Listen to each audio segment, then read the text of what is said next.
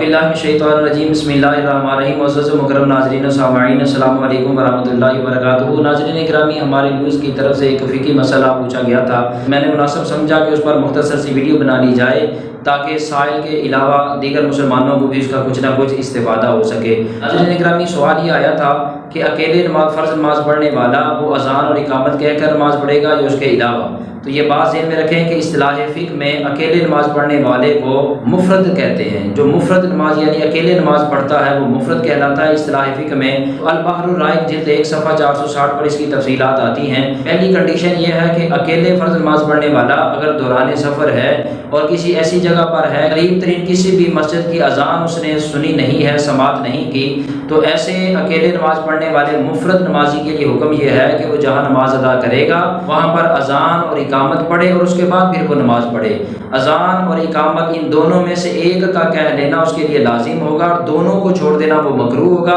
तो कहा ने बयान किया कि वो अज़ान अगर ना भी कह सके तो फिर वो इकामत कहकर नमाज़ पढ़ ले, फ़कत इकामत का कहना ही किफ़ायत कर जाएगा। नाज़रीन इकरामी, इसी तरह अकेले नमाज़ पढ़ने वाला अगर वो दौरान सफ़र में नहीं है बल्कि मुकीम है और वो मोहल्ले की मस्जिद में नमाज़ अदा करना चाह रहा है लेकिन है वो मुफ़रद यानी तन्हा नमाज़ पढ़ना चाह रहा है, तो उसके लिए फिर हुक्म ये है कि वो बग़ैर अज़ान और इकामत के ही नमाज़ पढ़ेगा, क्योंकि जिस मस्जिद में वो नमाज़ पढ़ रहा है वहाँ ऑलरेडी अज़ान भी हो चुकी है, इकामत भी हो चुकी है, जमात भी हो चुकी है, तो लिहाजा वो बग़ैर अज़ान और इकामत के ही नमाज़ अदा करेगा। नाज़रीन इकरामी, अब तीसरी कंडीशन ये है कि मुफ़रद यानी अकेले फ़र्ज़ नमाज़ पढ़ने वाला शख्स अकेले नमाज़ पढ़ना चाहता है लेकिन अब ना वो हालत सफ़र में है ना वो मोहल्ले की मस्जिद में है बल्कि वो घर में नमाज अदा करना चाहता है, तो उसके लिए अल-बहरुर राइक़ जिल्द 1 सफ़हा 460 पे आता है कि अकेले फ़र्ज़ नमाज पढ़ने वाला नमाजी यानी मुफ़रद नमाजी अगर वो घर में फ़र्ज़ नमाज अदा करना चाहता है तो उसे चाहिए कि वो अज़ान और इकामत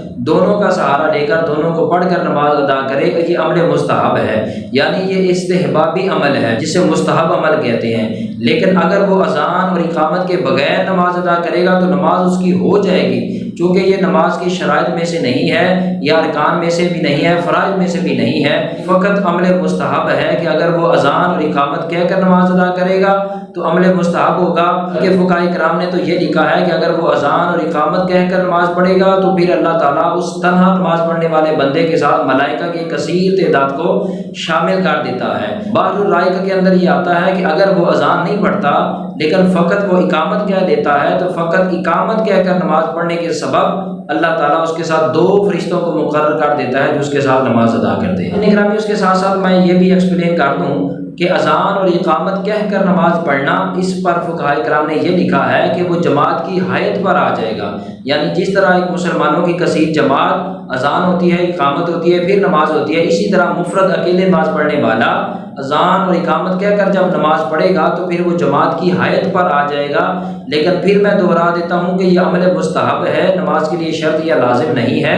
अगर उसने अज़ान और इकामत नहीं कही, वैसे ही अगर वो नमाज घर में अकेले पढ़ रहा है तो फिर नमाज उसकी हो जाएगी, इसलिए कि ये अज़ान और इकामत कहना नमाज की शराइत या वाजिबात में से नहीं है। अब कन्फ्यूज़न कुछ हमारे नाज़रीन को पैदा हुई जिन्होंने मुझसे कॉन्टेक्ट किया।